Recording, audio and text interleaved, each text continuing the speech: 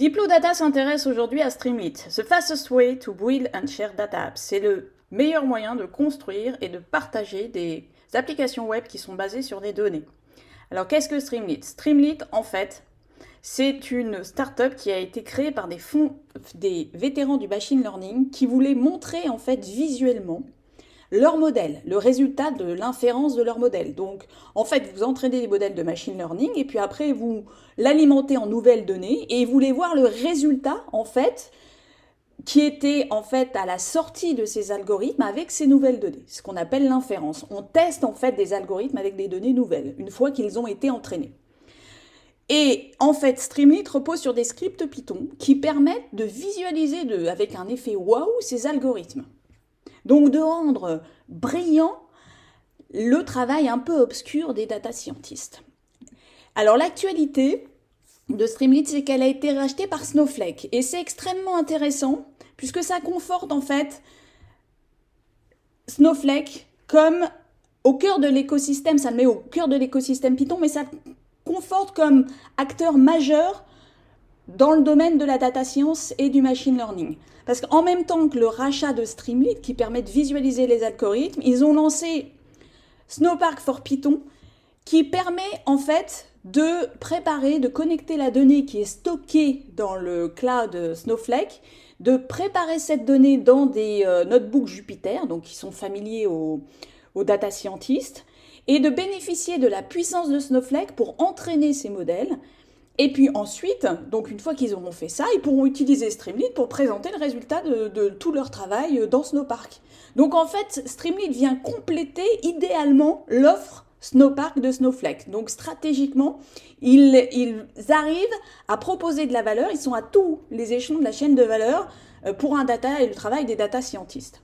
Alors si on revient à Streamlit, vous voyez que quand on arrive sur le site et qu'on va voir la galerie des applications web, il y a des mots qui sont familiers aux data scientists. BERT, qui est un transformer, qui est très connu dans le domaine du Natural Language Processing, NLP. Vous avez aussi les GAN, Generative Adversarial Network, qui permettent de générer des images qui n'existent pas, venues d'algorithmes, qui sont codés par des data scientists. Alors, je vous ai ouvert les deux exemples. Donc, par exemple, l'utilisation du BERT Keyword Extractor, vous allez coller n'importe quel texte, alors, sur le Covid, et puis vous allez choisir votre modèle. Alors, vous voyez, c'est ça la puissance de Streamlit, c'est l'interface graphique. C'est vous qui allez coder dans Python. Vous allez coder, en fait, choix du modèle et permettre l'accès aux deux modèles. C'est vous qui allez permettre d'utiliser ces paramètres et de coder le slider et puis les différents paramètres. Donc, vous voyez qu'en fait, c'est excessivement clair en plus comme interface web. C'est user-friendly, comme on dit. Et une fois que vous avez cliqué sur Get My Data, vous allez voir qu'il y a une indexation qui se fait de votre texte. Vous avez vu la rapidité à laquelle l'inférence se fait et elle est proposée. Cette indexation est proposée à l'utilisateur final. L'utilisateur final, il n'a pas besoin de connaître ce qu'est Distilbert ou Flair. Il n'a pas besoin de savoir quels sont les paramètres de ce modèle. Il n'a qu'à simplement jouer avec les paramètres, coller son texte et il obtient une indexation. Donc, pareil avec le GAN. Ça, c'est absolument génial. C'est-à-dire que voilà, je vais paramétrer mon sourire, mâle, femelle, etc. Et puis là, je vais pouvoir avoir le résultat de l'inférence du GAN qui va me proposer différentes images qui sont générées. C'est un algorithme qui génère ces images. Voilà, je veux qu'il soit plus jeune. Impeccable. Je ne sais pas s'il est plus jeune, plus souriant. Ah oui, plus souriant. Donc voilà, donc vous voyez la puissance de Streamlit, et là on est dans une interface encore une fois web.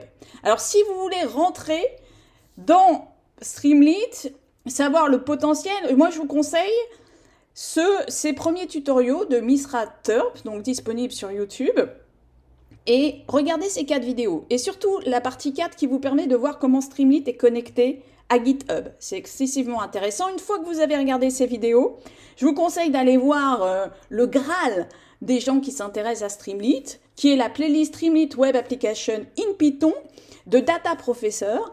Et alors, ces vidéos YouTube sont associées à un Git avec du code qui va réjouir tous les amateurs de code et de script Python. Et voilà. Et là, vous verrez tous les usages que, pour lesquels Streamlit a une valeur ajoutée. Voilà, du football à la cryptocurrency, à la classification des fleurs, des pingouins, voilà, à la prédiction des prix des logements dans Boston. Donc en fait, vous allez être, les data scientists sont très familiers en fait. C'est le dataset Iris, le Boston Housing, c'est des algorithmes de machine learning que vous avez eu l'habitude d'implémenter dans des Jupyter Notebook, dans Google Colab. Mais là, vous allez voir comment on les visualise dans Streamlit et comment ça donne de la valeur ajoutée à vos algorithmes et au métier de data scientist. Alors, si vous voulez aussi rentrer dans ce qu'on appelle les guide projects, je vous conseille d'aller sur Coursera, ils en proposent de plus en plus sur Streamlit, vous pourrez intégrer en fait, alors celui-là j'ai beaucoup aimé la possibilité d'intégrer de la data vise en 3D via la librairie Python qui est déjà disponible PyDeck à l'intérieur de Streamlit. Et vous voyez pareil, ça c'est une interface Streamlit qui vous permet de visualiser en 3D dans Manhattan le trafic et puis de visualiser aussi les heures. Alors vous avez fonctionnalité de zoom, c'est connecté à Matchbox. Donc vous voyez, il y a plusieurs intégrations. Pour ceux qui sont familiers au domaine du web, ils vont reconnaître des choses qu'on intégrait via des web applications, via des lignes et des lignes de code. Et vous voyez que dans Streamlit, c'est beaucoup plus simple à implémenter. Et pour ceux qui font du machine learning, ils vont être très familiers avec le potentiel et de ce que peut permettre en fait Streamlit. Voilà, par exemple, visualiser une matrice de confusion ou reconnaître un set via un algorithme Keras, là, je crois, qui est implémenté. Donc, n'hésitez pas à aller sur le site Coursera et à suivre ces guides project. Et puis, je voulais terminer par ça. Donc, ce qui est intéressant dans Streamlit, c'est que ça repose sur l'écosystème Python, mais vous pouvez en fait vous connecter, parce que le but c'est ça, c'est d'utiliser les données, visualiser les données, tirer le potentiel de vos données. Donc vous pouvez connecter à l'écosystème Amazon, à l'écosystème Google via BigQuery, évidemment à Snowflake. Et vous pouvez aussi, alors MongoDB, MySQL, donc là vous retrouvez les principaux sources de données qui sont utilisées pour après créer les algorithmes, entraîner les algorithmes. Vous pouvez aussi bénéficier, donc je vous ai montré un exemple de librairie visuelle développée dans Python, mais vous pouvez intégrer aussi n'importe quelle visualisation qui sont publiées, créées dans Tableau, Tableau Serveur, Tableau Online. C'est extrêmement puissant aussi. Et puis Tigergraph aussi, qui est un outil qui monte et qui permet de visualiser comme ça des algorithmes voilà, en réseau. Donc, des graph network on appelle ça. Donc voilà, vous avez tous les éléments dans ma vidéo, plus les liens en description pour rentrer et découvrir le potentiel de Streamlit. Allez-y, les yeux fermés, c'est étonnant et ça va mettre de la valeur à vos modèles de machine learning avec quelques lignes de Python. Merci de votre attention, bon machine learning.